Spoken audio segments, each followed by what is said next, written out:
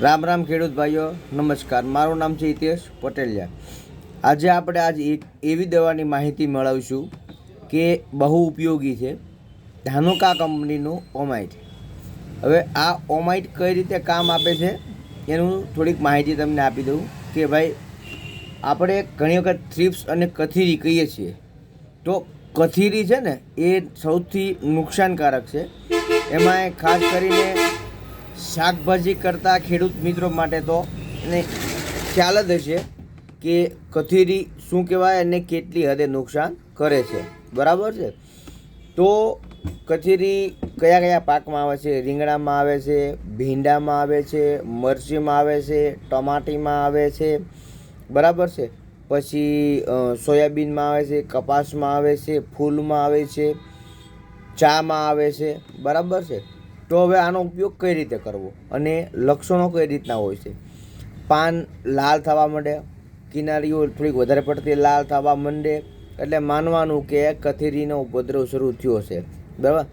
લાલ કલરની અને ઝીણી બહુ જ માત્રામાં ચોંટી જાય ઘડીકની વારમાં, એને કથીરી કહેવામાં આવે છે. બરાબર છે. તો મરચીમાં પંપે 40 ml ઉપયોગ કરવો, રીંગણીમાં હોય, ટમેટીમાં હોય તો પંપે 40 mlનો ઉપયોગ કરવો, ફૂલમાં હોય તો પંપે 10 ml, પછી સોયાબીન હોય તો પંપે 30 ml, કપાસ હોય તો પંપે 40 ml. અને આ ઓમાઇટ છે એ ધાનુકા કંપનીનું પ્રોપાઇઝેટ 57% આવે છે અને વિશ્વના 72 દેશોની માલિપા 36 પ્રકારની અલગ અલગ, જે આપણે રેડ માઇટ કહીએ છીએ એને યલો માઇટ કહીએ છીએ, પિંક માઇટ કહીએ છીએ, એને કહેવામાં આવે છે કથીરી.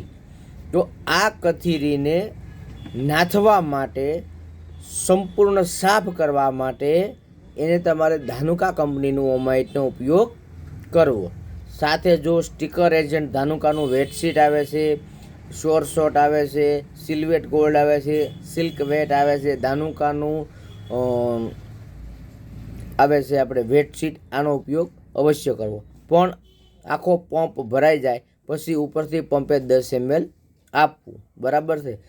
જો ખેડૂત મિત્રો મારી ચેનલમાં નવા હોય તો આ ચેનલને લાઈક કરો, સબસ્ક્રાઈબ કરો, અને શાકભાજી કરતા ખેડૂત મિત્રો હોય તો આ વિડીયો એમને વધારેમાં વધારે શેર કરો, જેથી કરીને નવા વિડીયોની માહિતી તમને મળે. અથવા તો તમારો કોઈ પણ પાક હોય એમાં કોઈ જીવાત, કોઈ રોગ હોય તો કમેન્ટ કરો કે ભાઈ મારે આ કપાસ છે કે આ મારા પાક છે એમાં આ જીવાત છે. બરાબર છે. અને લિંકમાં એક વોટ્સઅપ નંબર આપું છું, એ વોટ્સઅપ નંબરમાં તે તમે તમારા પાકના ફોટા પાડી અને મોકલી શકો છો. બરાબર છે. એનો તમને સચોટ નિયંત્રણ આપીશું. તો રજા આપો મને અત્યારે. બસ આ વિડીયોમાં આટલું જ. નવા વિડીયો સાથે પાછા મળીશું. જય સિયારામ, જય જય ગરવી ગુજરાત.